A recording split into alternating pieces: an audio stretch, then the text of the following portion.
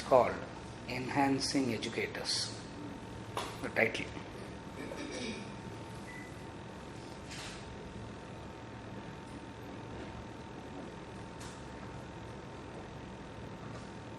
There are certain very basic traits. There are certain things that is so fundamental to every human being. And whenever we talk about an educator, I use it in a very broad sense, not necessarily in the context of a university. As a parent, I am an educator. I am educating my child. I can't say I have sent it, I have a daughter who is going to school now, finishing her 12th class now. Now I can't say I have sent her to school, therefore it is the school's responsibility to teach. Then she will be going to university. University has to teach. Then what am I doing? Other than paying the fees. Therefore, the role, so the way that I define an educator is not necessarily in the context of an institution based, but something that happens in every sphere of life.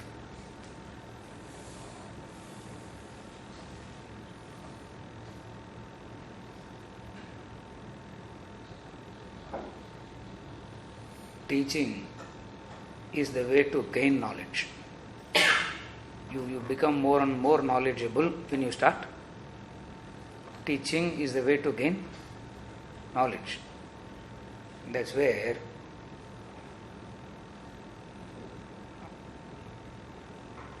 I remember when in 10th class, when I was doing my 10th standard, I started teaching mathematics. That used to be my maths. Is still today. Even today, when I have some free time or something in the flights and all that, I sit and solve some. I'll go back to some school problems and I sit and solve some linear equation, some quadratic equation, something I keep.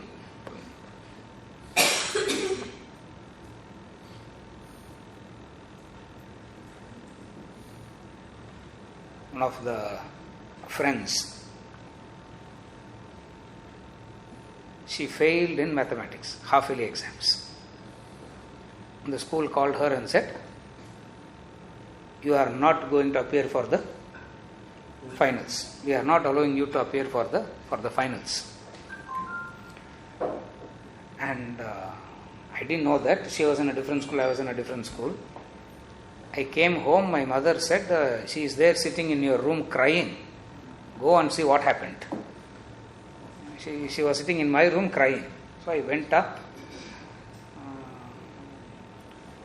By the look of it, I can understand that she was beaten up. I said, "What happened?" I failed in mathematics and her brother hit her for the failure. And I will not blame the brother. I will not blame the brother also, because they don't have father and mother. So they are living in some uncle's house and studying. So he was under tremendous pressure from so many sides, and since we know them very well, he came and told me, "But she's failed and it is so difficult. He used to tell these people to continue blah blah blah whatever the story is." I told that brother, "Don't worry, I will make her pass." 3 months is there. 3 months is a very long time to make a person pass in mathematics. You don't need that much time. Brother said, "You are too over ambitious. You can't make her pass." When I went, first time the way I saw the mathematics book was very different from the way I used to see. So 10 chapters. First eliminate 4 chapters. Eliminate the 4 chapters.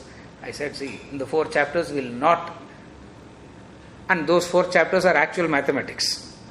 You eliminate calculus, you eliminate trigonometry, then what is mathematics? But I eliminated all that, just kept some matrices, some probability, some graphs, all that. I said, "See, you study only this, follow, you will get marks." And she scored 67 and she, out of 100, she scored 67 and she passed. Irony of the whole drama is she is a maths teacher today. That's the irony of the drama. She is a maths teacher today.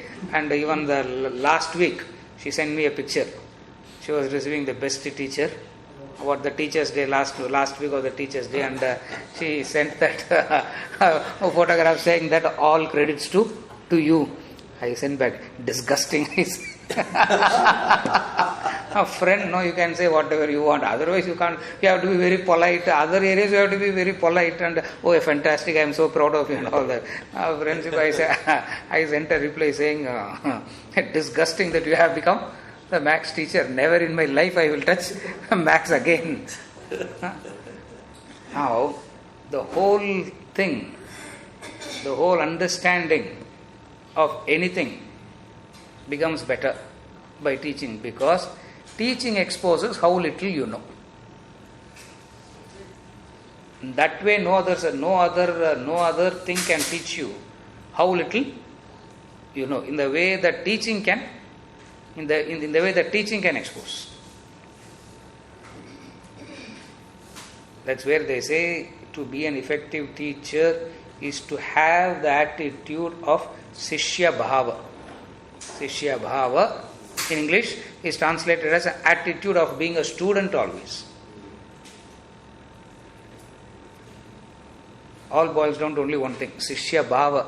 Not from the teacher, but from the student standpoint.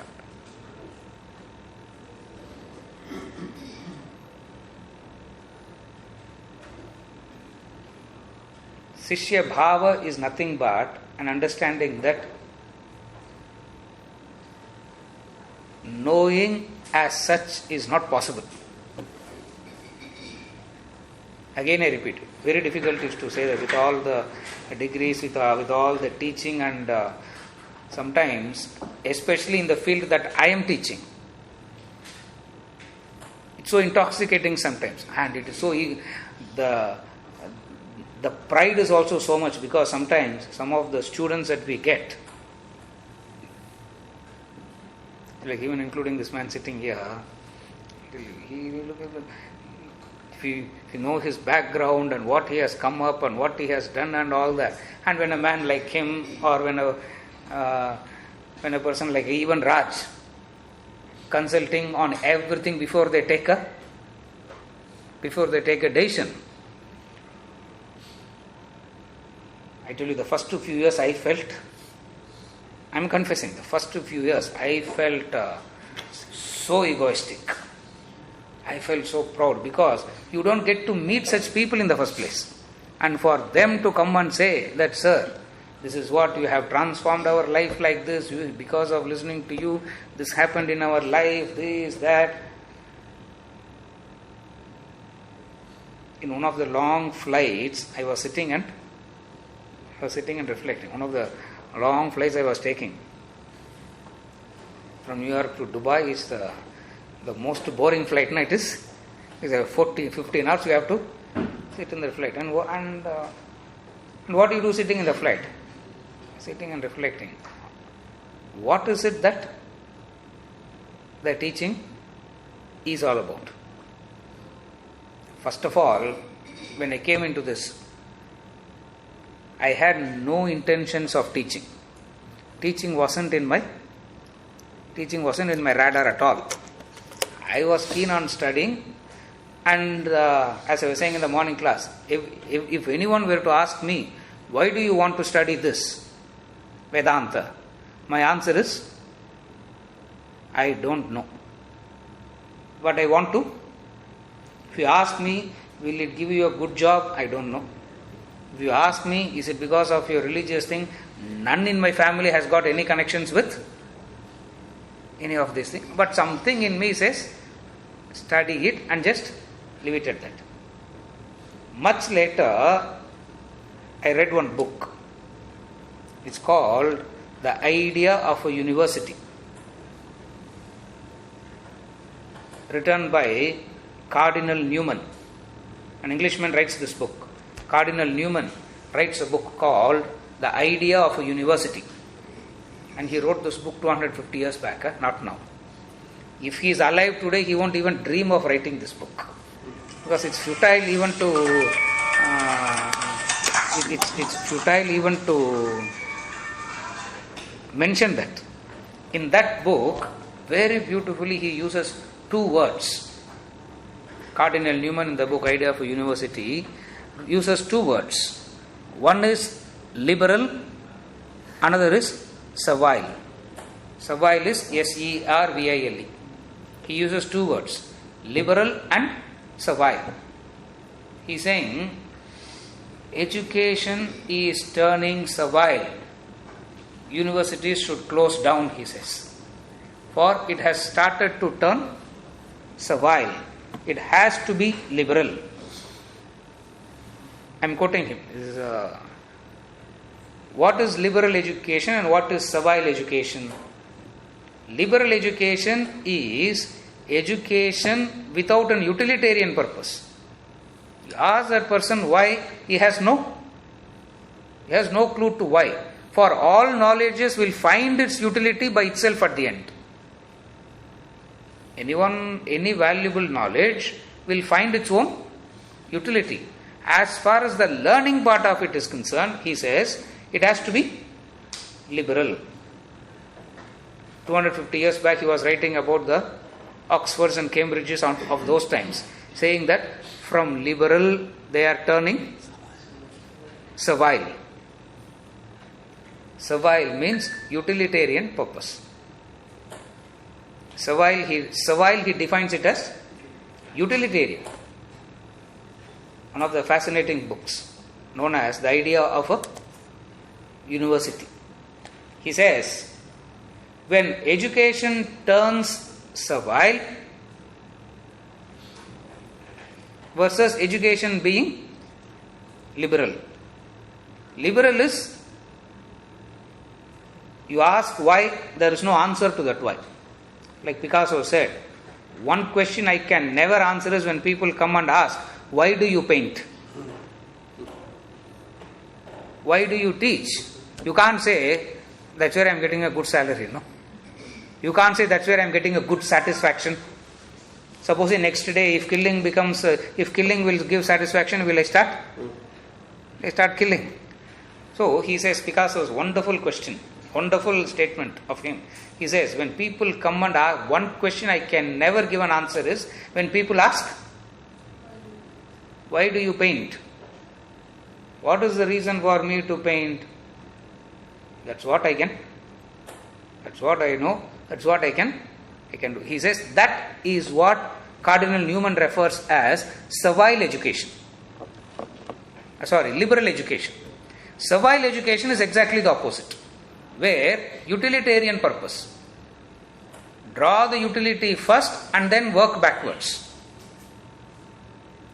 What happens as a result of which? The most wonderful part of education, which is questioning and reflection, goes out. In a servile system, questioning is not possible, reflection is not possible. Because the mind is so preoccupied with the utility. The mind that is so preoccupied with the utility can never question, can never reflect. And education is not possible without questioning and reflection. In fact, in a classroom, whether the students is questioning and reflecting or not, we don't know, but the teacher is doing that constantly. It's the process, knowledge is through the process of questioning and reflection. In a servile atmosphere, in a servile background, he says it is not possible. And what is liberal? He says liberal is, you take in information, you take in knowledge which has no utility. Like a simple example I'll give you, it's easy to follow. Everyone in our childhood, in our teens, we all would have had a hero.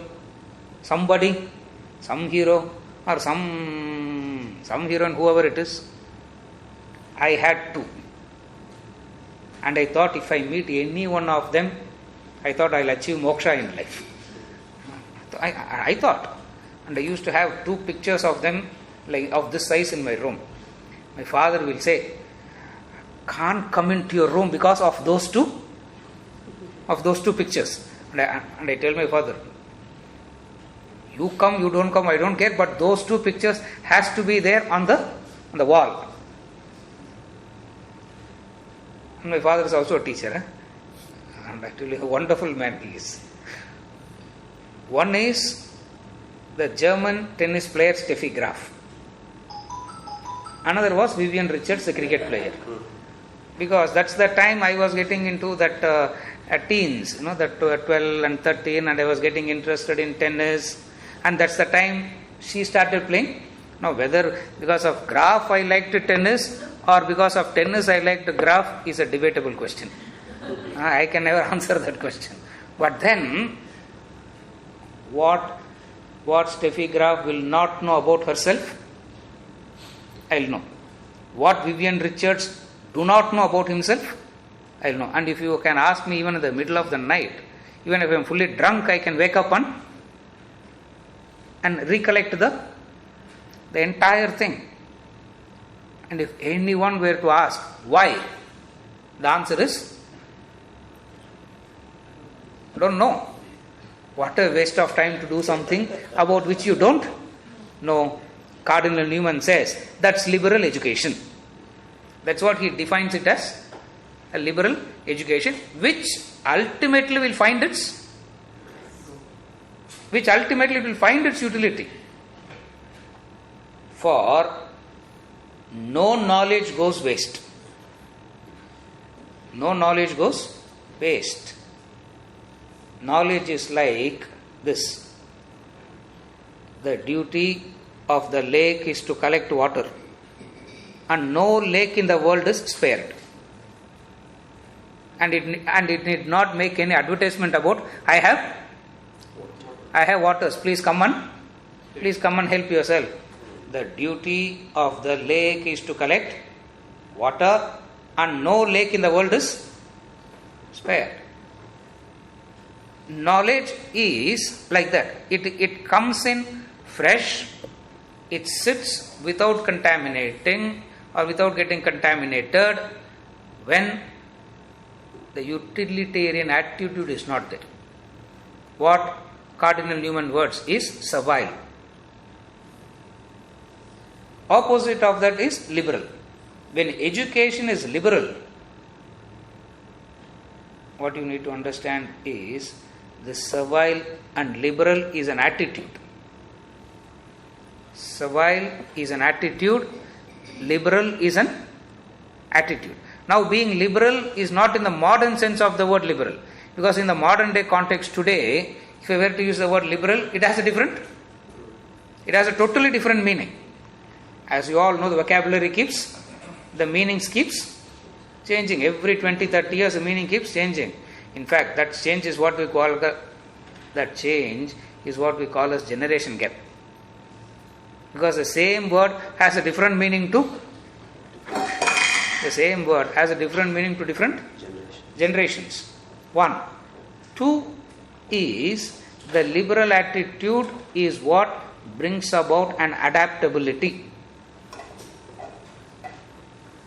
If we say we have to be more adaptable, we have to be more flexible, we have to go in with the modern times, all that is fine and nice to hear. But how does one actually go about doing it? The adaptability. Adaptability is a simple recognition of fact. That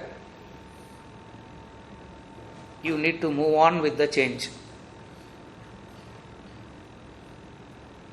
And it keeps changing. 100 years back, no father and son would have ever had a conversation.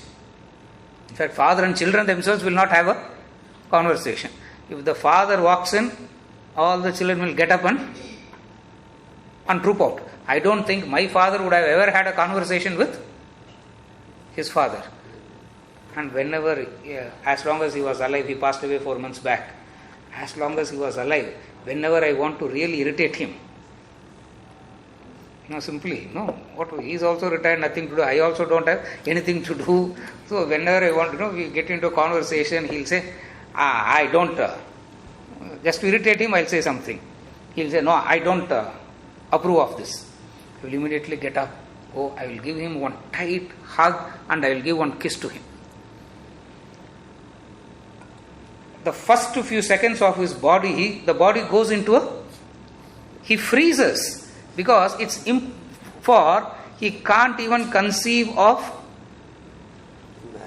the father and son doing it like that. I was. My mother used to say, you are not doing it out of affection, only to irritate him you are. She would say, only to irritate him you are doing. I said, one more time I will come and do this to you also. She will die of heart attack if I do that. Because according to her, son should not touch. Sun should be always 1 feet at a distance. So even now I'll go near her. How do you know? I'll run my fingers near her. So don't. She will take something to it. You can't conceive. 10 o'clock, I go back after the lectures, after all that. By the time I finish everything and go home, it's invariably 10 o'clock. As I walk into the house, my daughter, sitting with her legs stretched out, remote in hand, watching in one television here, phone here, iPad here, and doing all the things at the same time. And as I am crossing, she will tell me, Pa, leave the plate in the sink. Her plate. And one look at the plate, it has been lying on her lap for 45 minutes. You know that because it's so. Now, I also take the plate and leave it in the sink. 100 years back, fathers were not terrorists. Today, only fathers are all very loving. You can't say that. Neither we can say fathers are all destroying their children today and fathers in the past were all. The liberal attitude brings about adaptability and education to teach needs an adaptability. That's all the whole theme is. How quickly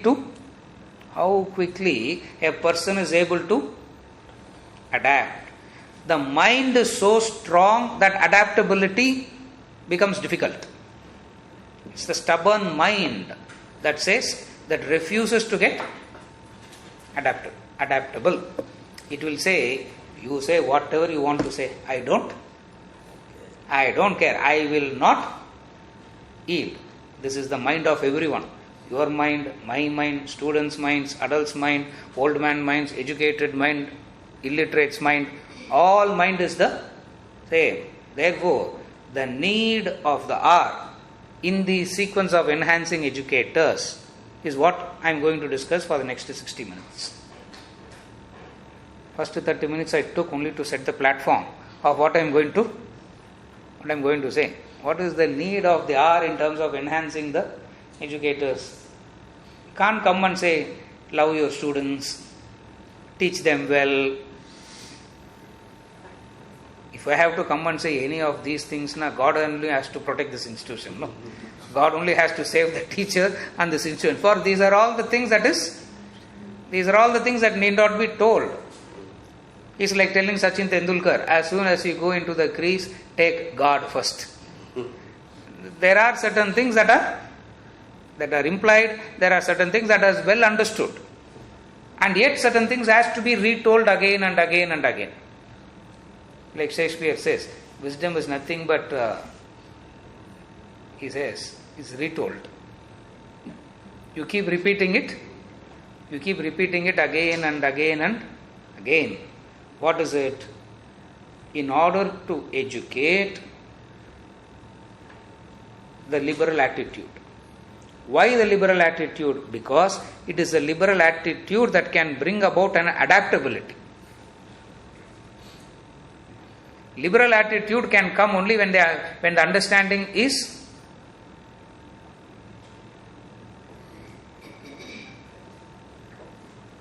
knowledge as such, knowing as such is an impossibility. We can only go on trying and trying and trying. As the knowledge keeps growing more and more and more, the previous one becomes wrong, like Einstein. After Newton, they thought physics has reached the peak and that's it. You don't have to do any more in physics. I went to that Einstein museum. Even to understand this museum, you should have done physics at a very good level. Otherwise, you really can't understand. No, the two ladies who came with me, I said, I want to go to that museum. Please get me a proper guide, I said. Because I can't do it by myself. I need a proper guide. And they found out a guide. And he was explaining, I was asking him something. 10th minute, both the ladies who came with me, sir, how much time it will take? I said, whole day it will take. Not even started. So even to understand what he's saying needs that much of. So they asked him. He is the one to come and say, Newton got his calculations wrong, no? He didn't say it in the way, but that's what it is. He got all his calculations wrong. He's wrong. People said, oh, you think you are wiser than Newton? He said, no. I am not wiser than Newton, but I have an advantage. I am not wiser than Newton, but I have an advantage. The advantage is I am sitting on Newton's shoulders and looking at physics. The advantage is I am sitting on his shoulders and looking at physics, and I know for sure one day will come and sit on my shoulder. When they come and sit on my shoulder, I become wrong and he becomes right. Therefore, the fundamental principle behind knowledge is not about right knowing, right knowledge. There is no such thing like that. It keeps changing. The fellow who discovered the fertilizers, we gave him Nobel Prize and felicitated. Today we are saying go back organic. We are saying go back to organic. The fellow who felicitated, he had no intentions of cheating anyone. He had no intention of doing anything. Even 2 days back, one of my friends, the doctor from US, she said, the whole understanding behind cholesterol is changed. The body has cholesterol. It is changed. For it looks like there is no such thing called cholesterol at all. He said, what nonsense. 50 years my poor father believed that he had cholesterol and he took medications and he died out of.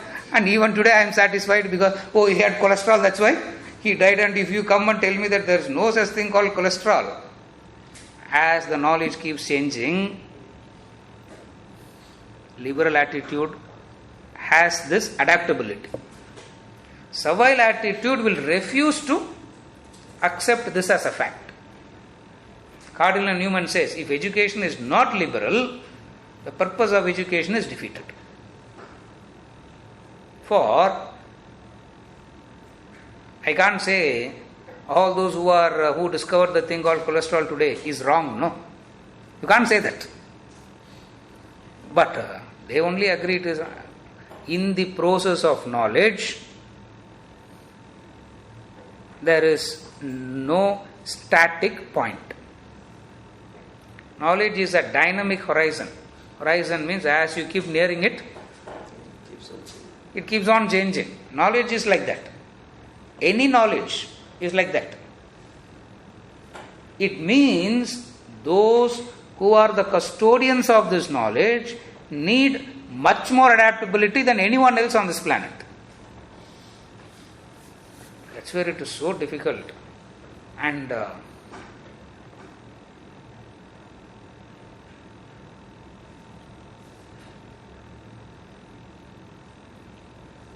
very scary to talk to professors, sir. Because we still, at least I get very, even now I'm saying. So, when 3 weeks back, almost a month back, when Chitra said, sir is asking in the afternoon, can we have a session for the teachers? I said, no teachers, escape, say something and escape. He said, why sir? I am scared. He said, oh, you are joking. I said, what do you mean I am joking? Even today, if my school teacher were to walk in, I will not talk like this. I will stand and one look at me, she will say, last year the school felicitated. They said, we are so happy to have you as our alumni and you are proud. And then I was supposed to give the speech. I said, never in my life I felt so embarrassed, I said. When the same teachers, I remember them calling me and I don't know what all names I remember all that. And when the same teachers, when they say, oh, how great you are, and we have, our school has become proud because of you. At any point of time, knowledge, the nature of knowledge is such that it cannot be static. Number one. Number two, there is no such thing as right knowledge or wrong knowledge. It is knowledge. That's why I gave very many examples. Discovery of nuclear energy, you can't call it as right knowledge or wrong knowledge. Because one side of the knowledge is the destruction. Other side of the knowledge is generations are growing up in the cities where they don't know what darkness is. I have asked so many children, do you know what darkness is? For we have to create. So much of light is there, to make the room dark is very difficult nowadays. If 50 years back to bring in light was a difficulty, means today to bring in darkness is the difficulty. It keeps. Now you can't, as far as the knowledge part of it is concerned, very, very important is to understand that the information, the knowledge is a dynamic process. When I say dynamic process, means all that is right today will be wrong tomorrow. Either it can happen in our own generation or it can happen in the next generation. Thank God if it doesn't happen in our generation. We can die very egoistically, thinking that we all know so much. If it happens in our own generation, maybe we all will become enlightened very soon. Because we understand what the very nature of knowledge. The very nature of knowledge is so much a dynamic thing, as a result of which the teacher always has to have the Sishya Bhava, the attitude of a student. That's why the teacher always has the attitude of a student. I used to tell these people in my classes sometimes, little bit of arrogance also. I'll say, any one of you can beat me as a teacher. You can't beat me as a student, I'll say. If you say something, the intensity with which I listen, I take down my points, I go back and sit and reflect. Maybe something is there in what he is, what that person has communicated, because the knowledge as such is a dynamic process. Therefore, adaptability is required. What is the need of the hour? The need of the hour is how to bring in this adaptability. What if a human being does, he can develop this, is the subject matter. The need of the hour in the context of enhancing educators. What is known as strengthening and building the intellect. In English, it is known as intellect. In Sanskrit, it is known as buddhi. The Sanskrit word is buddhi. The English word is intellect. And in this part of the world, we can use the word buddhi itself straight away. We don't have to really explain the word buddhi. In English, it is known as the intellect. Now, I'll explain this. It becomes easy to follow. Uniqueness of intellect. The very basic is all species can be broadly classified into these three: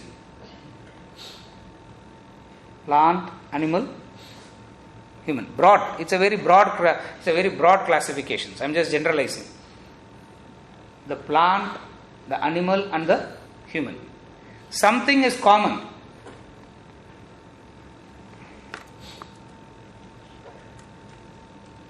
Something is common to them. The body. The plant has a body, the animal has a body, the human has a physical body. When it comes to the mind, for all practical purposes, even though they say plant also has emotions and all that, for all practical purposes, there is no manifestation of emotion. So in that context, in a very liberal way, I am saying the plant has no emotions.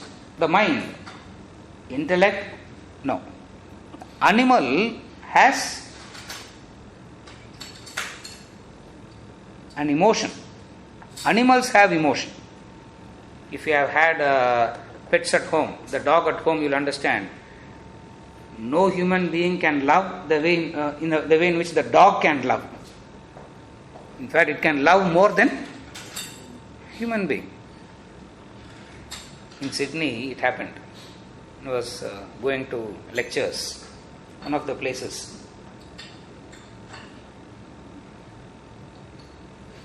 To go up the house where I was going to stay, it's up the hill. So as we were driving, the lady said, "Sir, no one is going to be in the house. It's all yours." I said, "Thank you." If there is no one, thank you, because very rare is to get sometimes. Say, "Thank you, no human beings, no, thank you." And as you are going up the driveway into the house, I am seeing someone standing against the glass door.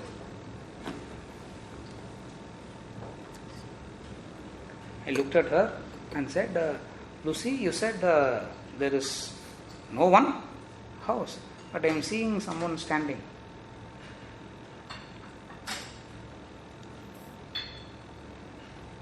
"Ah, that's Hanuman, sir." She kept, that's the dog.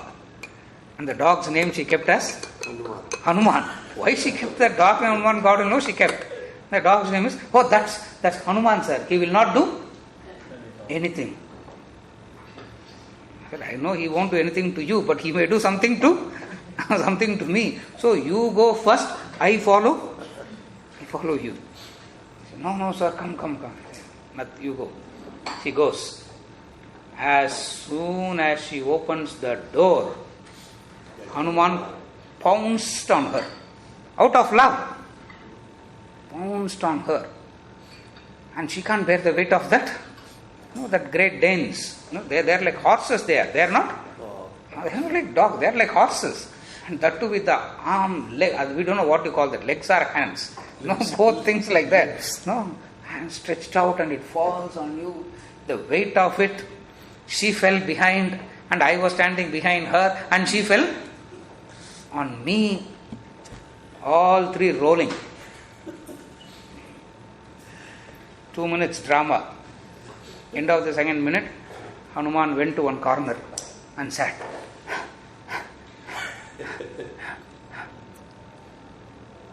Emotion. Love.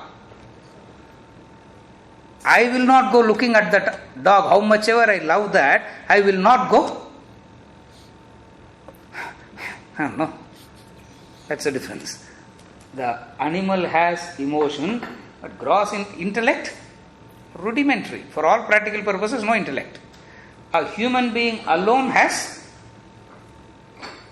a gross intellect as well as the subtle. I'll explain all that. That's what the whole discussion is. Just the differences, the uniqueness of the intellect. The title is, it is so unique because it is unique only to a human being. For no other species has this equipment called intellect. Aristotle said man is a rational animal because of the intellect. He defined human being as a animal but who can rationalize. That's his definition. Very correct. You take away that intellect, part, a human being and the rest of the species are absolutely no difference. In fact, they are much better. That's where when one animal misbehaves within their community, they will tell themselves, don't be like a human being. Animals talk that language. Thank God we don't understand that language. They talk that language. Don't be like that man. Don't be like this man. I just read one cartoon, very interesting in this context. One dog was telling to the other dog, "Oh, I just heard a piece of good news." He said, "What is that?" "I just heard humans talking that the world is going to the dogs." The dogs, the animals say, we say, no, don't behave like a animal. Actually speaking, animals never misbehaves. Simple. No animal can eat when it is not hungry. Only a human being can eat even when he is not hungry, only a human being can eat. I have one more that although despite of so much of advancement, science and other kind of development, on one thing we have miserably failed, that is to understand the language of other living beings. Correct. Because we are so occupied with our own selves, no? The human beings have become so preoccupied with themselves. No time for individually, everyone is so preoccupied with themselves. Collectively also, a human being can't think beside the boundary of his family. I don't mind sweeping the dust and putting it in the neighbor's compound, not realizing that the first breeze will bring the first breeze is going to bring the same thing back into. The intellect is not developed. Intellect is today, that's what I am going to say. The amount of value that we have placed on intelligence is not intellect. The amount of value that we place on intelligence today is so lopsided. Intelligence is you are well informed in one or more subjects. Again I repeat, intelligence means you are well informed in one or more subjects. Intellect is something which is different from intelligence. If at all people come anywhere closer to intellect, they come closer to the development of intelligence. Intelligence is information gathered from schools and universities, teachers and textbooks. Again I repeat. Intelligence is information gathered from schools and universities, teachers and textbooks, gives information. Intelligence. Intellect is that which is built by one's own self.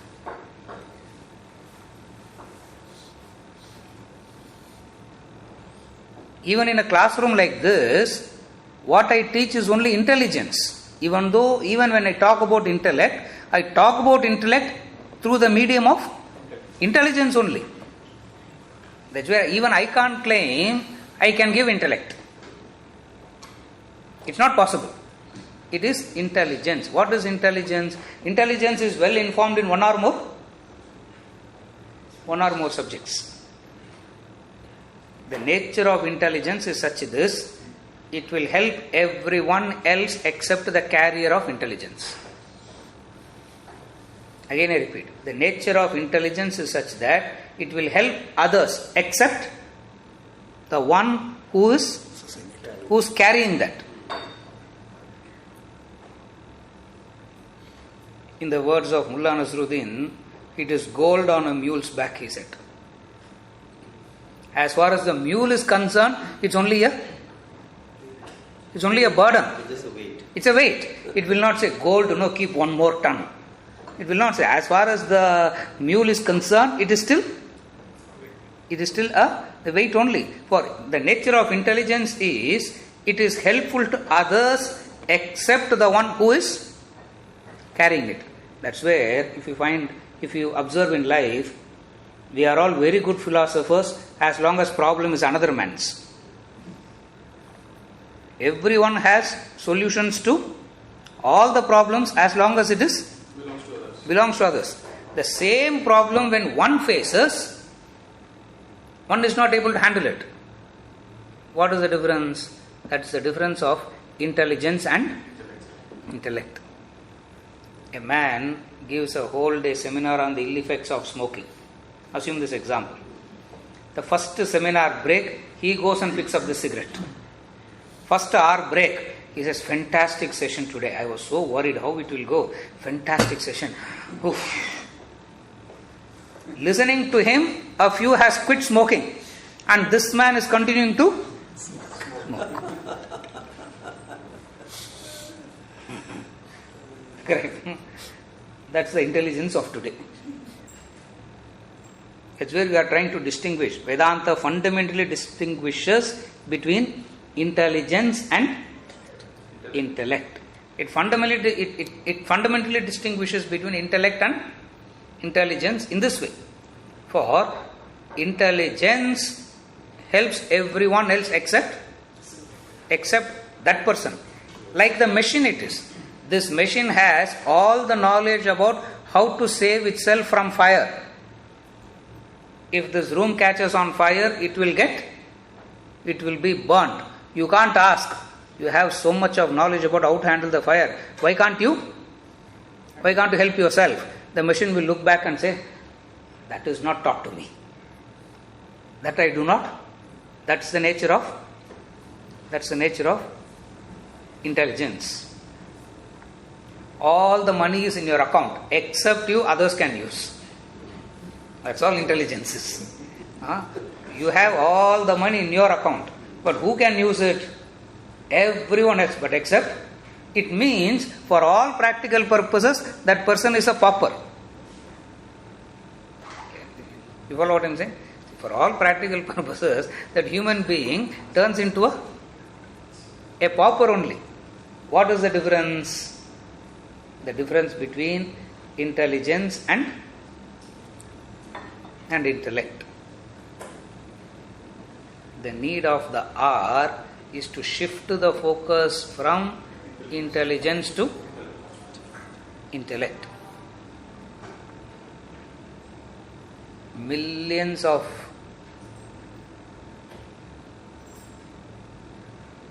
medicine students comes out of the medical colleges throughout the world.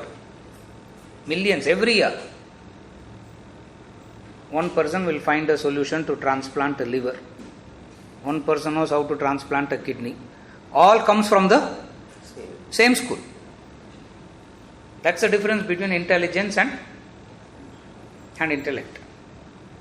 There is the book, The Fall of the Human Intellect. You can get it in the website. The need of the hour is that. The book called The Fall of the Human Intellect. In that book, he refers a case. In that book, a case is referred. 1930 Coimbatore forgery case. Coimbatore is a very small town in South India. It's about 400 kilometers from Chennai. Coimbatore is a very small town. It's called Coimbatore forgery case. From the title itself is very clear what the case is. The case is, one man says this is a forged document, another man is saying this is not a forgery, this is the right original.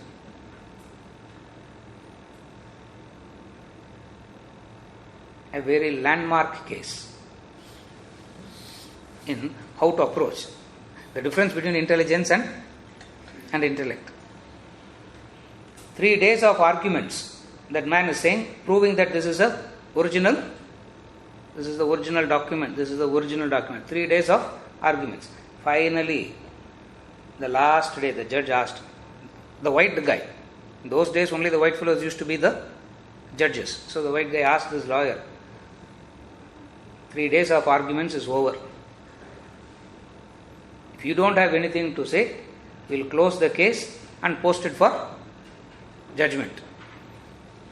At least now do you have anything to say? For 3 days, anything you ask, you keep saying, I have nothing to ask. I have nothing to say.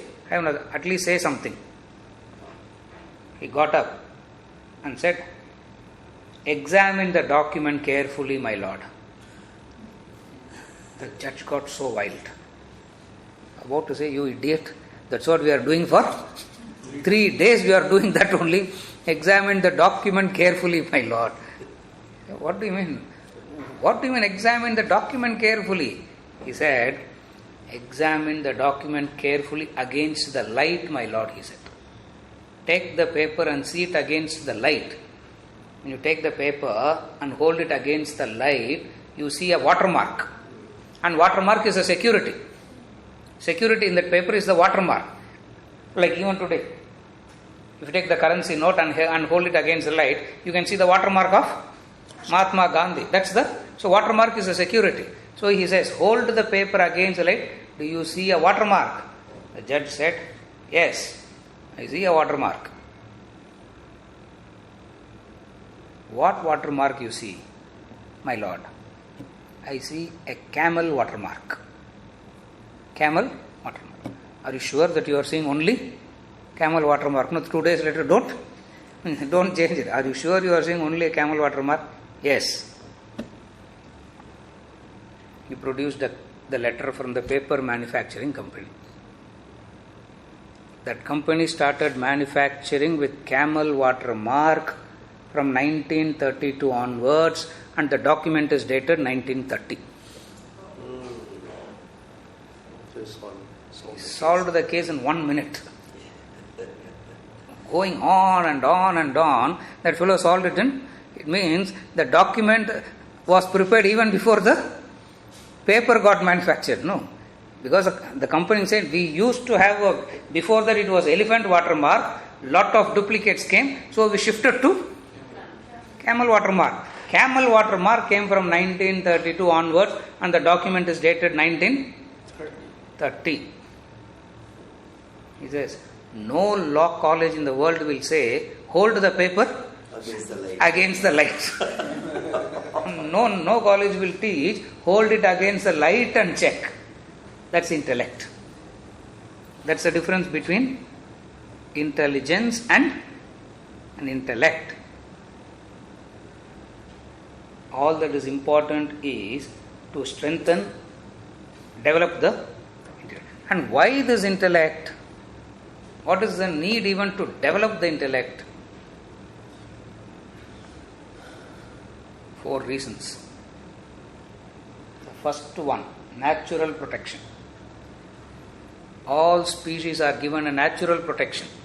Take away that species will die. The natural protection given to the cobra is the poison.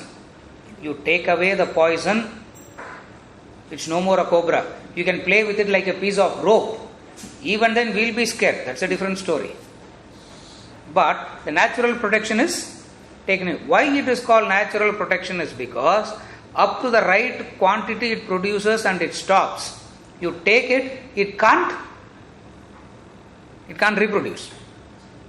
You know that, no? You can't reproduce. It can't reproduce. Natural protection given to the cobra is the poison.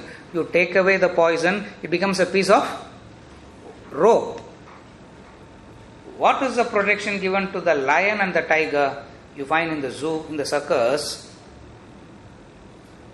10 lions, a puny 5 feet man controlling 10 lions with one scale, with one ruler. Go. All goes in circles like this. even if one lion were to stop and look back and say, hello, now what will happen? This fellow will die of a heart attack. And 10 lions, that fellow, you know what they do to how they tame the lions? Do you know? As soon as the animal is caught, the first thing they do is to clip the nails. For the nails of the lion is inside it. Only at the time of hitting, it comes out. At the time of hitting, it comes out. Rest of the time, it's inside. So, if it is cut, how much ever it will hit, it will not get that. It will not hit that power. For it will not regrow. It will not regrow. In my case, in our case, we have to clip every week, no? Pedicure, manicure, we have to do. And if we don't do it, 6 months later, if I were to come, if you people decide to invite me 6 months later, and if I don't clip my nails, sitting here I can say hello. It keeps. Sitting here I can say hello. For it keeps growing. The human being has to use his intellect, discover a nail clipper and protect himself. For the natural protection given to a human being is his intellect. The physical body is not a protection. Because if you see, between a single combat between the street dog and a human being, the street dog will win. Because it has brute physical power. In a single combat, you can't win a dog. Street dog. The dog can drink waters from the gutters. Here, I have to have double refined RO water, on top of it, boil it also, and drink, still get sick. Natural protection. For every species is given a natural protection. Take that away, that species becomes extinct. The species cannot survive. What is the natural protection given to a human being? That's why human beings are becoming extinct today. Population is increasing. But you don't see any human being. It's a rare species becoming extinct. Why? The natural protection is not attended to at all.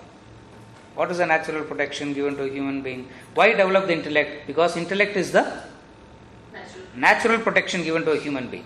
Second thing, that why he has to develop the intellect is because of he has to constantly interact with the world, the nature. And when he has to constantly interact with the nature, with the world, which by nature is changing, he needs to move that fast. He needs to move that quick. That's what we call as adaptability, flexibility, open mind, think out of the box. Every generation comes up with their own vocabulary. Every generation will come up with their own slogans. But all means the same. What? The nature of the world is such that which is uncertain and that which is changing can be conquered only with the powerful intellect. The mind cannot do it because the mind itself is a victim of that. The mind is a victim of change. Mind fears uncertainty. It is the fear of uncertainty has brought about so many superstitions, no? Right from the horoscope to I don't know what all superstitions a human being has come up with. All to combat what? That one force in life, which we do not know how to handle. What is that? The uncertainty. The joy of life, the beauty of life is because it is uncertain. Change. If it is not uncertain, if it is not changing, life will be very boring. It will turn mechanical, people will turn suicidal. The joy is only because it is uncertain. The joy is only because it's changing. In the normal predictable pattern of life, in the normal life, wherever there is a fight between the cat and the mouse, who will win? The cat will win. Yeah, isn't it? In Tom and Jerry? In Tom and Jerry, what is happening? It is always the mouse that it is always the mouse that wins. There is a predictable pattern. You expect something. Even humor is out of what? Even humor is when something unpredictable happens. Heroism is also like that. 1,000 bullets are shot at that man and not a bullet touches him. No, it's something out of. You follow? The joy of life, the beauty of life is because it is uncertain and changing. But the mind fears the very uncertainty. It will say, it's okay, sir, for others, but for me and for my family alone, let it be. Let it be certain and let it not change, Follow? The mind which gets frightened of this uncertainty, wherever fear is, you will turn superstitious. That's where you find in the field of activity where uncertainty is maximum superstitions will happen there. There are fields of human activity where uncertainty is maximum, like gambling, movie industry. If you know someone from the movie industry, you will understand what I am saying. I know quite a few from that industry. The superstition there is very high. Why? Because uncertainty is very high. Even politicians, they are very superstitious. Why? The uncertainty. What is uncertainty? Never know whether the fellow is going to say yes or no, put the vote or. You follow? Wherever there is uncertainty, fear comes and it turns superstitious. You need a powerful intellect to combat that. That's why develop the intellect? Second thing, world, nature, uncertain, change. The third is the gravity of the mind. One is the trouble from outside. Another is the trouble from within. And the human being is pushed and pulled on both sides. One is the trouble from outside, another is the trouble from inside. What is known as the gravity of one's own? The gravity of mind. And what is the nature of mind? Nature of mind is impulsive, resist changing. It resists changes. 2 years back, almost 3 years back it happened. In Bombay, one of the Asia Pacific corporate office is in Bombay for that bank. The fellow who heads the Asia Pacific, I know him well. He is saying, sir, suddenly we find in the last 10 months the productivity has dropped drastically. It has dropped, all of a sudden it has dropped, and we do not know why. And we found various people, they came and gave various things, but nothing was convincing. Can you come and tell us?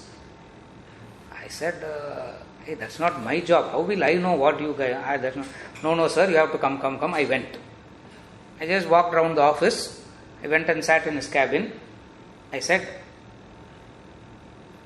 did any major change happen here? First time I am visiting that office. I asked him, did any major change happen? He said, yes, sir. What is the change? From cabins, they have taken a policy decision that throughout the world they will have open office. That's a big change. It looks like it's small. It's big change everywhere. Every change. They said, feel so derogatory. Derogatory. They stopped working. They stopped working. And we are not looking at illiterates, 10th standard, 12th standard fellows there. They are not the fellows there. All the fellows are, my God, you look at their intelligence, you look at their thing, and I said, what happened? Did you make any change? Yes, sir. We changed. I said, that's why it has happened. Mind resists changes. You walk into this room, All chairs are empty. You will go and sit in one chair. Now, why you sit in the chair? There is no reason. Sit in one chair. Next day when you come, you will automatically Go to the same chair. gravitate towards that chair. 5th week you walk in, if someone else is sitting on the chair, you will say, this seat. Say, why? No, that's my seat. All seats here belongs to Jaipuriya. No seat belongs to you, no seat belongs to me. But the mind resists changes. It can't accept change. It's so difficult to accept change. That's where youngsters who are so fresh, they can quickly adapt to fashion. They can change. It's not the old man will not change, but it will take 20 years for him to accept there is a jeans. No. It's not the old man is not wearing a jean. He is also wearing, but it will take him 20 years even to accept. When my grandmother was alive, she has never crossed the 2-3 villages that she is born and died. She doesn't know. According to her, Rajasthan belongs to some part of Mars and I don't know where she will think all this belongs to. Till my sister got married, she never allowed her to wear what we call there as modern dress. What you are all wearing is modern dress. This is called what? Punjabi. According to her, 30 years back, it is modern dress. And she will not allow my sister to wear before marriage half sari, after marriage full sari. That's all. And thank God she is not alive today. If she is alive today and looks at the way my daughter is dressing, she will commit suicide every day. I used to tell my daughter, I think my grandmother will be turning in her graves now. The way that you she got married into Hyderabad. Very big move for us. Even for a person to go to.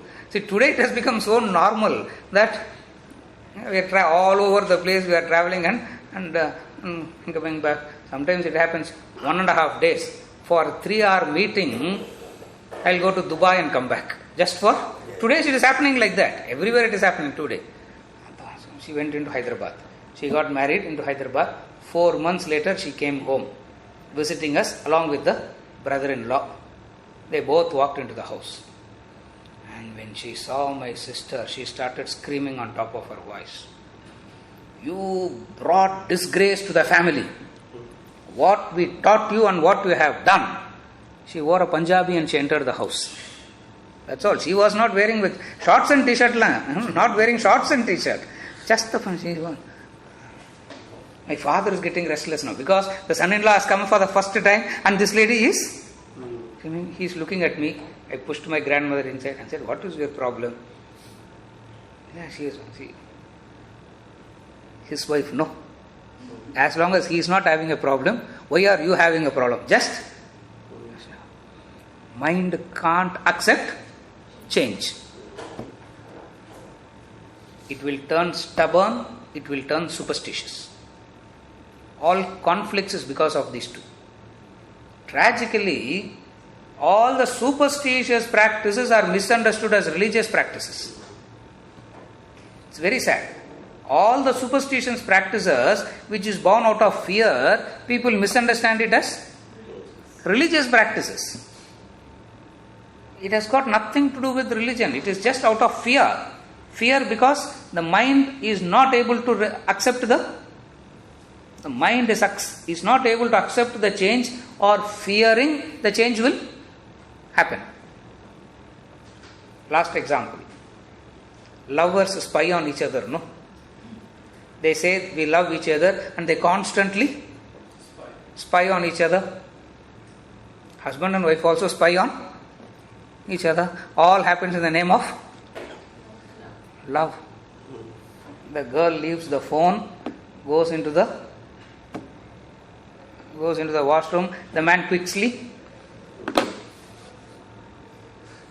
sits as though nothing has happened.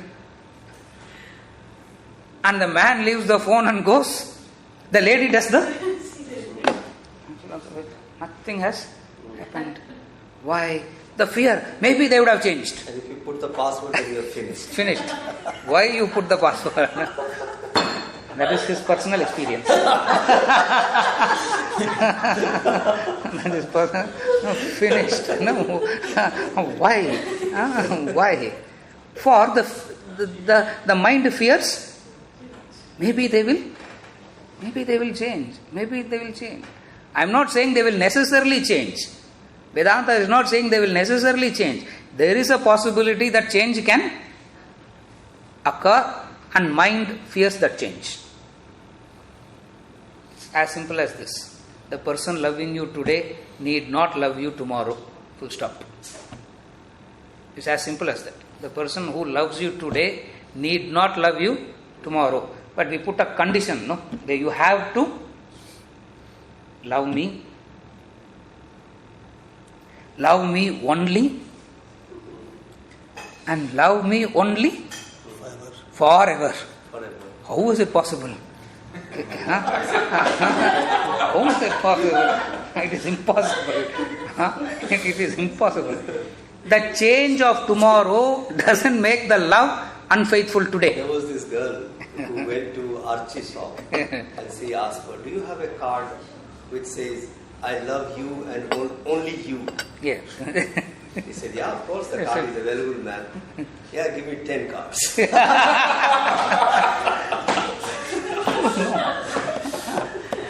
True, no? Because how is it possible that you don't change? If you are not changing, means you are you are in coma. You are in ICU, you are in coma. That's why no change is happening. But the change, that's where the intellect comes in. The change of tomorrow doesn't make the love wrong or unfaithful today. It's faithful today, it's right today. But the mind says it has to status quo. It has to be forever. Status quo forever. Status, how is it possible? That's where after a period of time you feel like, after a period of time, oh my God, what a burden, what a mistake. One man from the classes, he did case studies, no? All these fellows, they seem, I don't tell them to do anything. And they do all this by themselves and they come and tell me also. One man did that. He went and asked, he took a survey of couples. Minimum qualification to be part of that survey is 45 years of marriage. Minimum requirement. So he found out a few and took interviews and all that. He came and told me. Yeah, one question he asked everyone. Do you believe in next life? Another Janma. Second question. Will you be want to marry the same person? Yes and no. Yes, I believe in next Janma because hope. At least next Janma I can be. It has got nothing to do with this person. It has got nothing to do with this person. It is to do with what? The hopes and expectations getting devastated because of the mind not able to accept the change. Hopes and expectations is because of what? The mind cannot accept the change. Intellect comes and says, changes, all planning has to be done against the backdrop of change. The great Englishman, Robert Browning, he said, the best laid plans of men and mice gang oft ugly. He says, Robert Browning said, the best laid plans of men and mice gang oft ugly. Gang oft ugly means even before they decide, it changes like that. As I said in the beginning, the beauty of life is from the change only. The joy of life comes from the change. Humor, creativity, sports. Even before the players go into the cricket, go into the tennis court, result is declared. Federer won, Nadal lost. and match has not even started. This is called match fixing, no? This is not. The game is interesting because of what? Because of the uncertainty. The foolishness of the mind is exactly this. They will buy, there are people who buy the crimes, the thrillers. I know some people, they will read the last page first. They will read the climax first and then start reading it from the first page. The whole beauty of it is to read from the first page and go to the last. There are some who can't handle that. They straight away want, now that I know the climax, start reading from the first. All movies, we know the climax even before the movie starts. In all movies, English, Hindi, Tamil, Telugu, English, it doesn't matter. All movies, the climax is the same. What? Hero will win and villain will lose. Is there any movie where hero loses and villain wins? In a part 2 continue they will put. Or it can't come to an end. It can't end, no. We all know the end. And still what makes it interesting? The uncertainty of the plot. What makes it gripping? The uncertainty of the plot. And the mind refuses to accept the uncertainty. You follow? The last thing is, why develop the intellect? The deadly choice of action. See, when I talk to the students, I talk about only the fourth. I will not talk about these three. For these three is for a different. Here these three is okay to talk. When I talk to the students, this morning session was fully only upon the deadly choice of action. Shakespeare says, one wrong choice is enough. One wrong choice is enough. In the play King Lear, the king made one wrong choice. The play Hamlet made one wrong choice. In Macbeth, he made one wrong choice. That's all. That's why when somebody gives advice, colloquial, we say, don't be a Lady Macbeth. Colloquially, they say, don't be a Lady Macbeth. In Macbeth, Duncan the king, Macbeth is the general of the army. Macbeth wins the battle for the country. And Duncan is so happy, he honors him with the medal.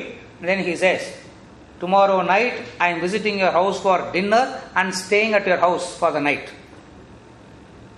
The greatest honor the king can do is to visit your house and stay there for dinner and sleep in your house.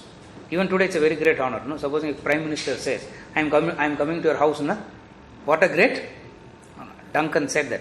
And Macbeth said, thank you so much. I have to rush because spring cleaning has to be done before you come. I have to clean the house. He rushes back home and tells the wife that we won the battle. Forget about it. That's not important. Duncan is coming tomorrow for dinner and staying. Lady Macbeth says, this is the best chance. We will not get another chance like this. For what? Murder Duncan. Kill Duncan. If he is killed, you become the king, I become the queen.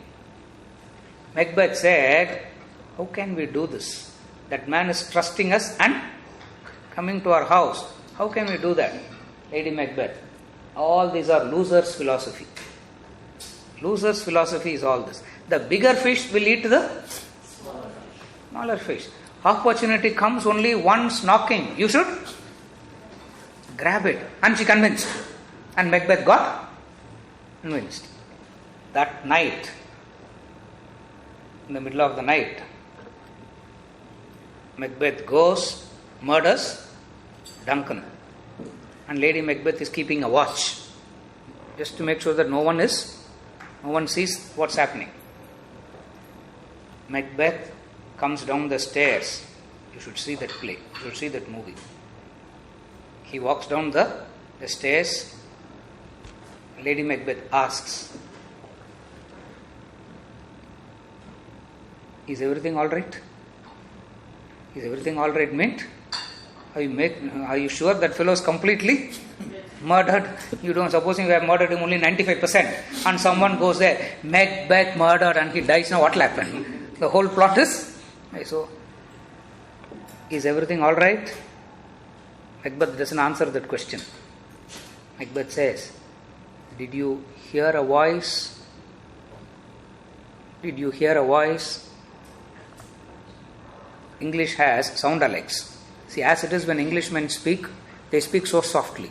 Even if you put your ear into their mouth also, you can't hear. They don't shout like how we shout on top of the voice. No. Very softly they whisper, Englishmen.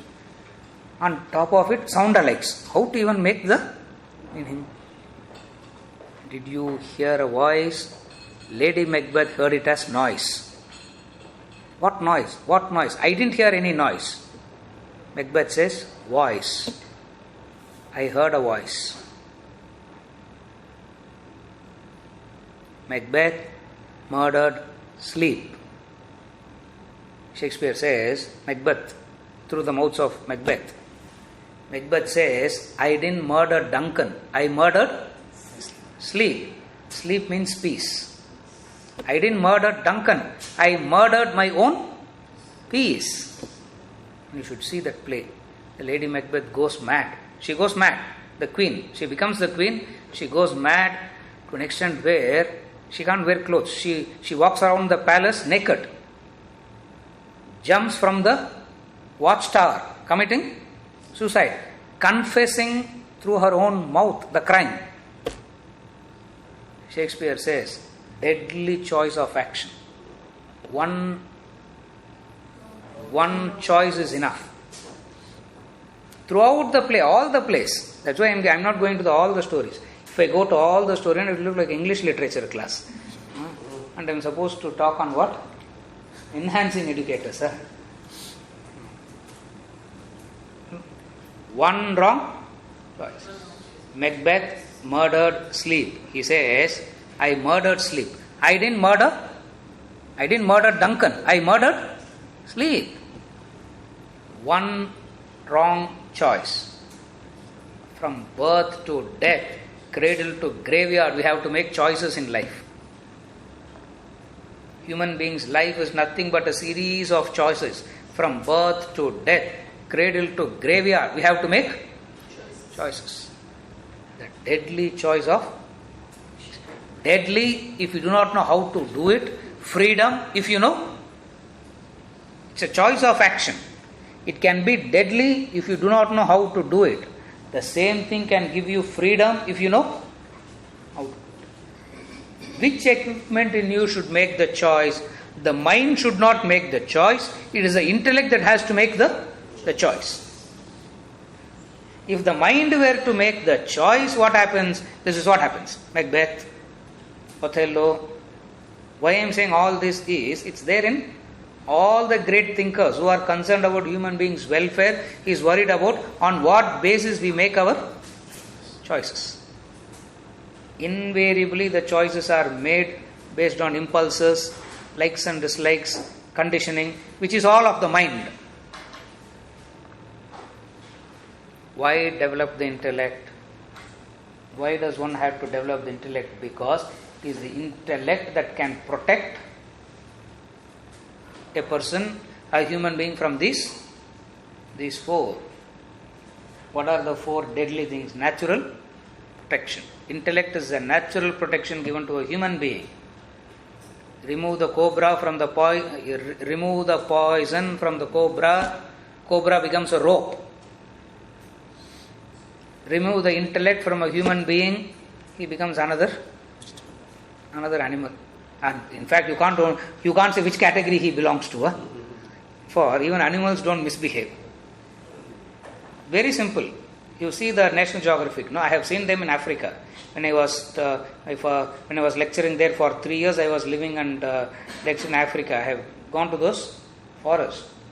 I have seen it in person. You will never find a single obese zebra or a underweight zebra. All the animals are pink of health, same height, You will never find one obese wildebeest or one underweight wildebeest. Natural protection is there. Only a human being will eat even when he has a stomach upset, no? Animal cannot eat when it is not hungry. Natural protection. Second thing is, what is the nature of the world? The nature of the world that the mind is contacting with is, one is, it is uncertain, it is changing. And all the growth in life happens because of these two. Growth is possible only because of these two forces. If these two forces are not there, life will be a static point. Bullock cart will be a permanent bullock cart. Or even bullock cart is a very great development. A human being will be a hunter only. Human being can't run in the way that animals run.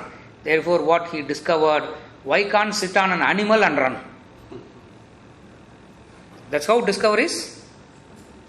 That's how all great changes happened. Today it may look like a very foolish, oh, what a small idea. But in those days it would have been one of the, normally single combat, straight. And then one man find out, why not find something and hit him when he is at a distance itself. Came the weapons, came the development of weapons. Today, don't even see them. Press one button here, the whole thing gets destroyed the other side. All growth happens, all changes happens because of these two. What? The uncertainty and change. And the same mind fears these two.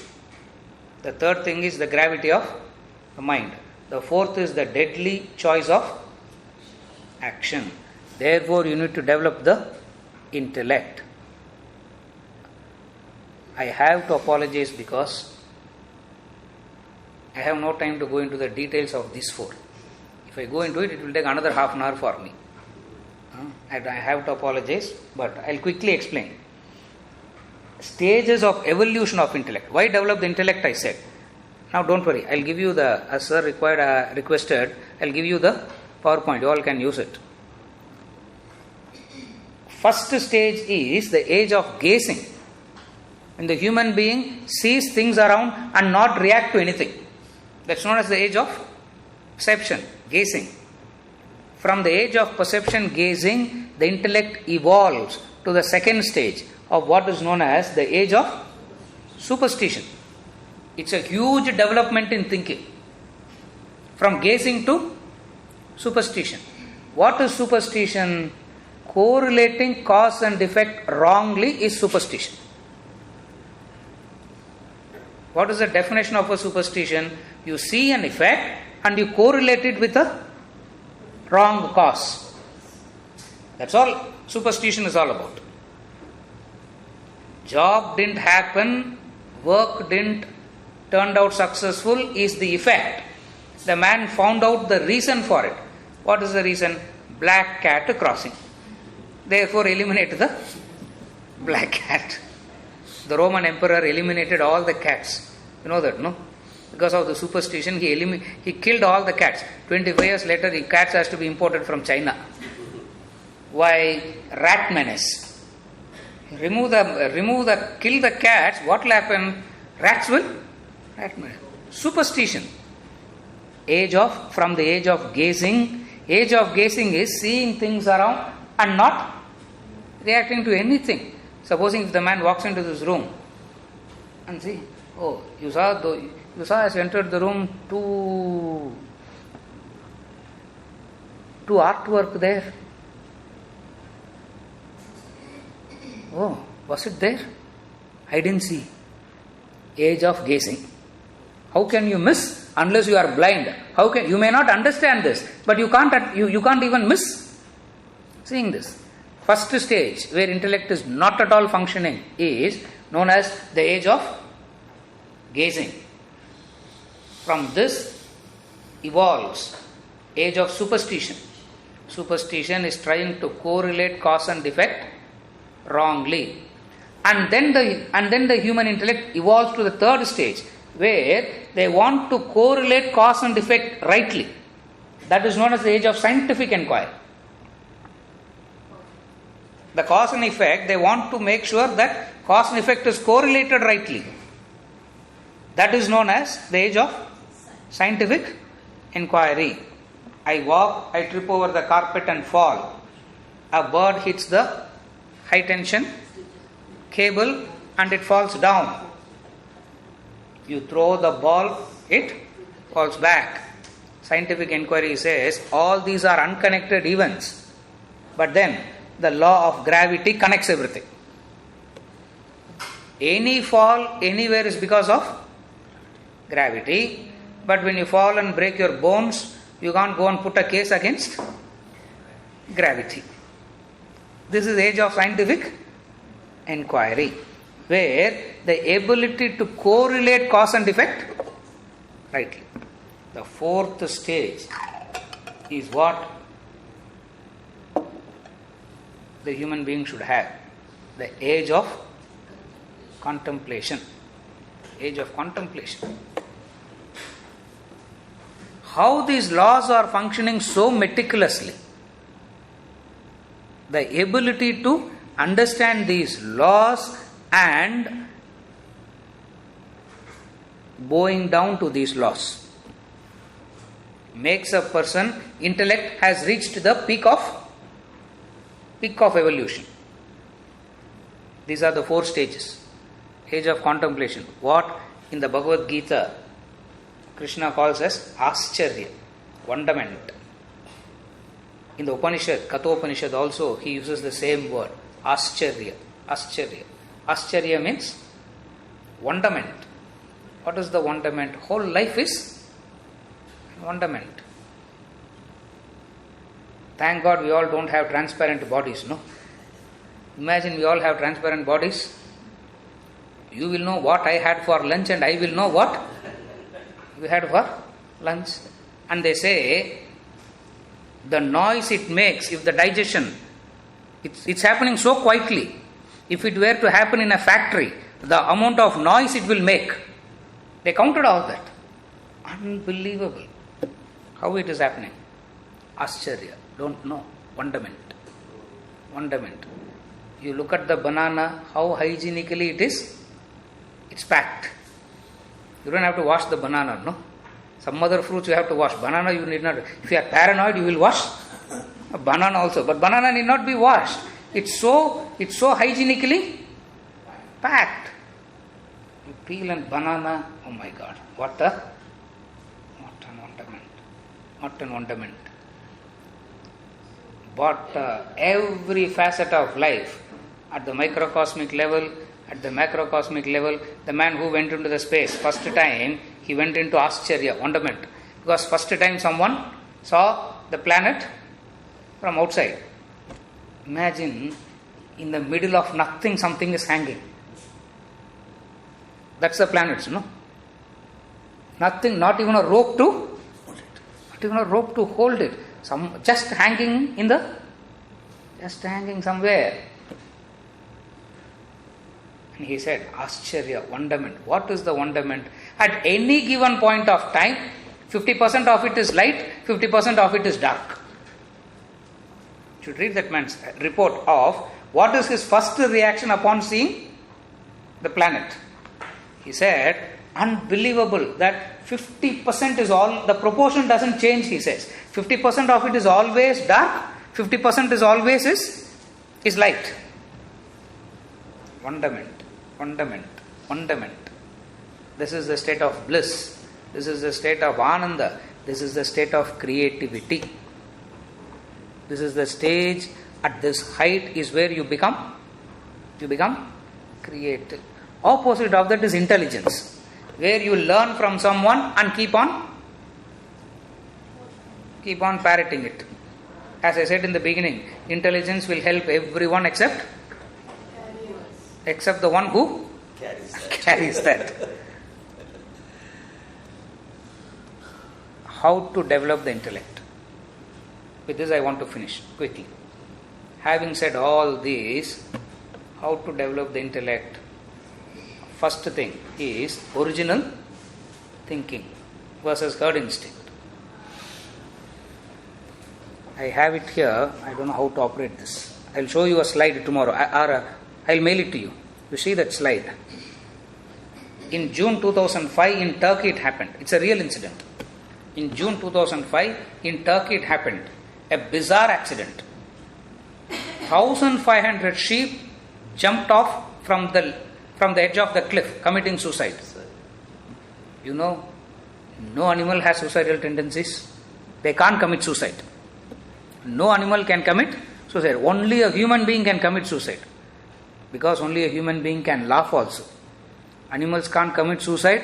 They can't laugh also. Even when the hyena is smiling, it's not smiling. That's the way it is. It's not laughing just the way that we are laughing.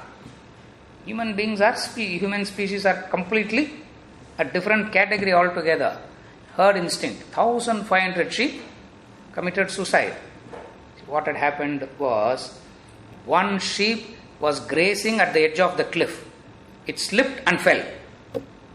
The rest of the herd thought that's the way to go, and they all jumped. And the shepherds were watching helplessly. They just couldn't stop this massacre. I have the paper cutting. I'll give you. It's there in my pen drive. It's there. I have put it. Herd instinct. And a human being ought to be slightly different from that herd. Not to demean others, not to disrespect others, but it has to be different. Why? Because human being is individual. While all other species live on collective nature, human beings live life on individual nature. Therefore, herd instinct will not give the satisfaction. That's where how much ever achievement happens, the man always believes that he has not done anything.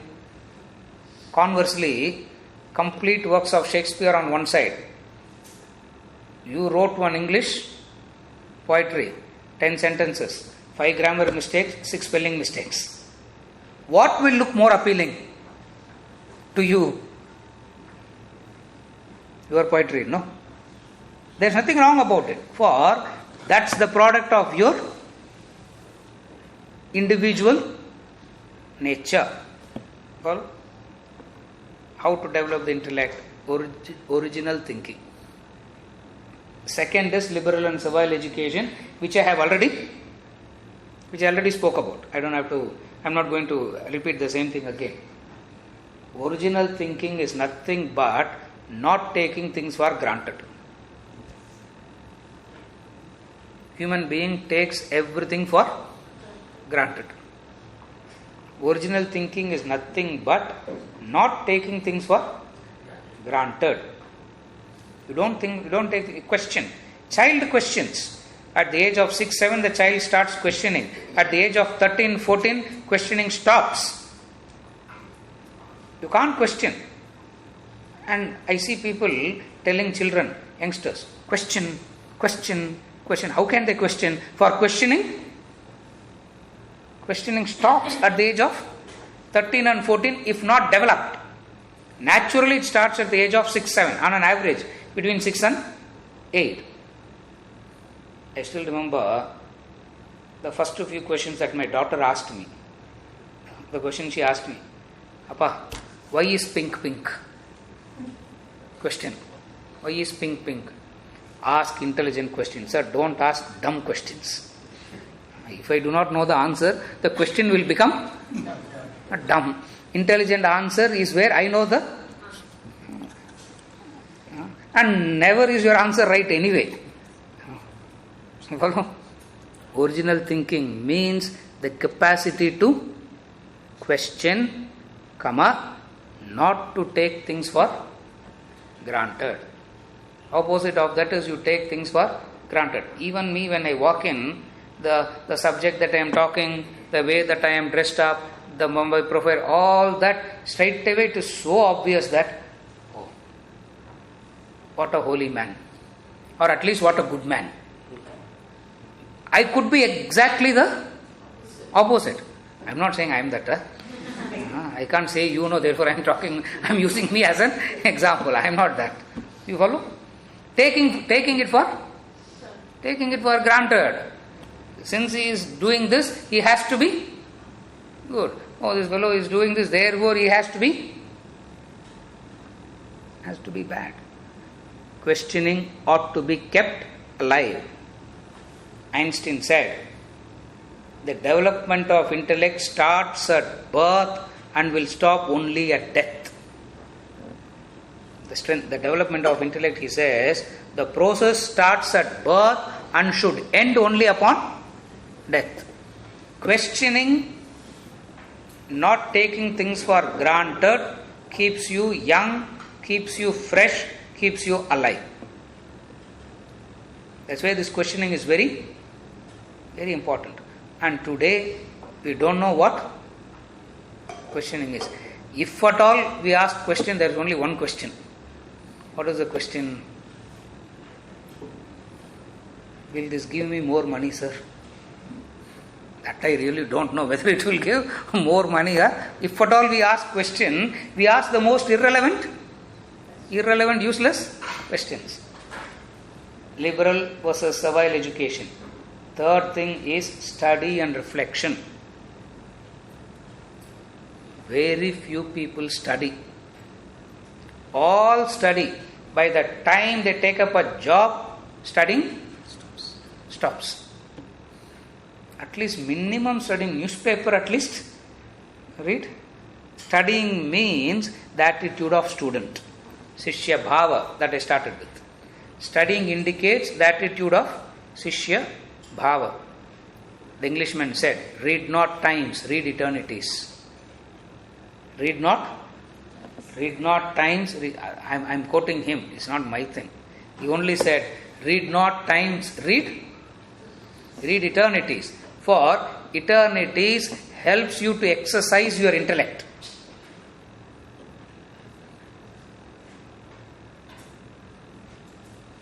Intellect is a potential, just as muscles are potential. You are born with the potential muscle. You are not born with muscle. More you exercise, more it becomes strong. Similarly, intellect is also a potential. More it exercised, more it becomes strong. The last exercise is introspection. This you can immediately start doing. From today itself you can start. The other three will take some time. The last one, introspection, you can start doing it from today itself. Introspection is nothing but recollecting the day's events in a matter of 2 minutes.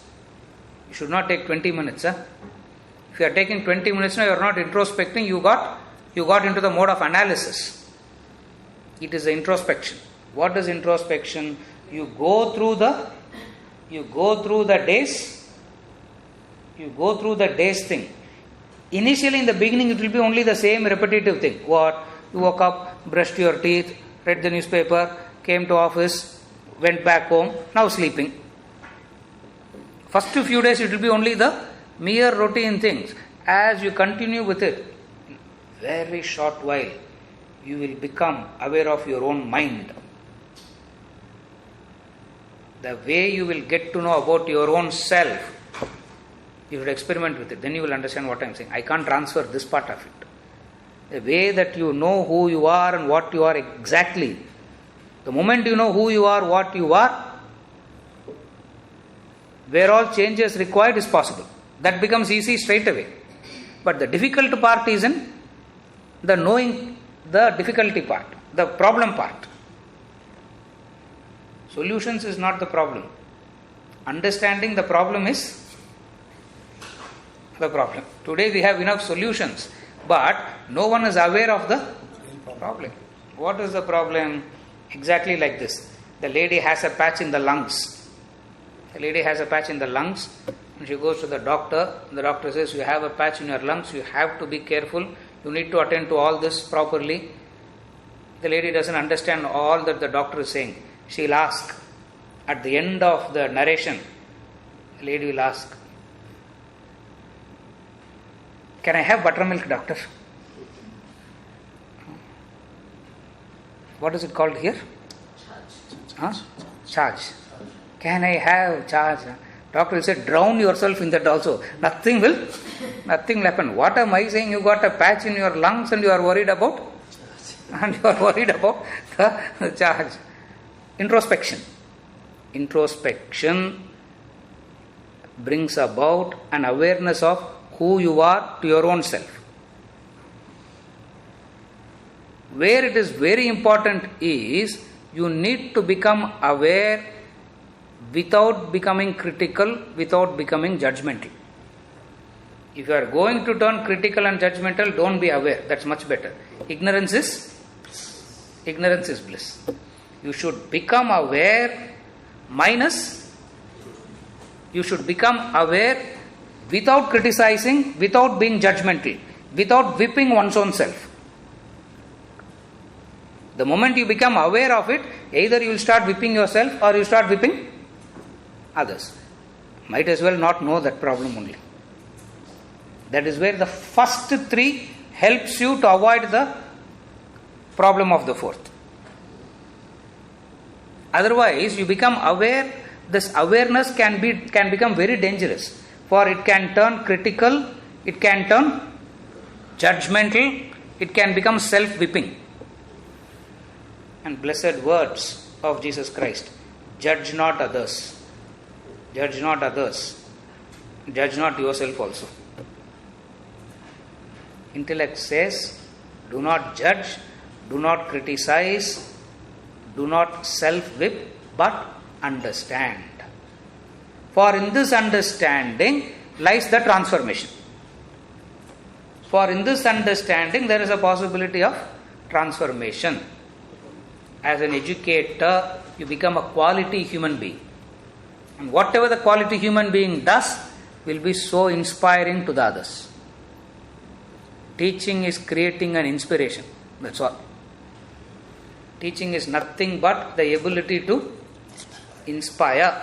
If you are not able to inspire, you are not a teacher. See, in our lives, we all would have had at least 200 teachers till now. Right from the kindergarten right up to university. We will not remember all the 200, 300 teachers. We remember only one or two. Why that one or two and not the rest? Because they inspire. Because they inspire. That one, two inspired. Education, teaching is nothing but the capacity to inspire. See, if my mathematics teacher were to walk in today, wherever it is, I will prostrate to him. In the middle of the road, if I see, I will prostrate. My God, you see him from outside, it's impossible to believe that man knows ABCD only. He wears the dhoti. He will not wear a shirt. He will look like a priest. He will wear that long towel around his body, a big thing he has, and he walks on the road. You will think that he is one temple priest. Do you know the number of sentences he produces every year? He'll walk into the classroom. He'll just pick up. You get up, you get up, you get up, you get up. How he chooses, God only knows. Sir. In a matter of 2 minutes, 30 of us are standing. And he looks at all of us. All of you fellows are scoring centums. Sit down. And that 30 is finished for the rest of that year. But they come out. I have had so many teachers in my life. But only this man, most of the names also I forget. I forgot. Why? Because teaching is nothing but inspiring. If you have to inspire, you should walk the path. Then only inspiration can happen. Inspiration cannot come through discourses. Inspiration will never come through words, vocabulary. It's not all that. You will be a very good orator. People will clap and they will go back. Nothing will happen. No change will happen. You follow the difference? You can be a very good orator. You can play with words. You can electrify an audience. They might clap. at the end of they go home and they completely forget. For the teacher is one who can inspire. When you can inspire? Only if you live that life. Inspiration is never through teaching. Inspiration is through living it. If you have to live it, means you need that much strong intellect. So enhancing educators is nothing but helping them to develop a strong intellect. Sorry. Here it is. I didn't realize that I have it. I thought it's a different one. See? 1,500 sheep take suicide leave. 2005 in Turkey. But this paper cutting, I got it from Dubai. When I was in Dubai, reading that newspaper, we immediately took that. May I add to this? Yes, please. This also happened in 2008. Yeah. 500 sheep, and 2010, 50 sheep. This was repeated again. Yes, repeated again. One sheep will slip from the edge of the cliff. The rest will think that's the path. And they jump. And you can't do anything to stop them.